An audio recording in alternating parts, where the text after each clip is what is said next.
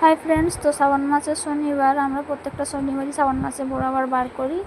তো দেখো সামনের দোকান থেকে মিষ্টি নিয়ে এই দোকানটাকে যা কিছু ধূপ মোমবাতি সিঁদুর বাতাসা সব এখান থেকে কিনে নিয়েছিলাম। কিনে নিয়ে দেখো সামনে এখানে টুকুন দিয়েছে পুজো জমা দেওয়ার তরে, তো এখানে আমি পুজো দিয়ে টুকুন নিয়ে নিয়েছিলাম। তো তারপরে চলে গেলাম পুজো দিতে। তো তার মাঝে বলে রাখি আগামী শনিবার বড় আবার জন্মদিন।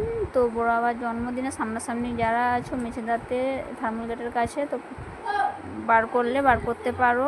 তো সবাই যে যার মতো এখন ফুল নিয়ে নিচ্ছে, সব যে যার মতো ফুল নিয়ে পুষ্পাঞ্জলি শুরু হবে।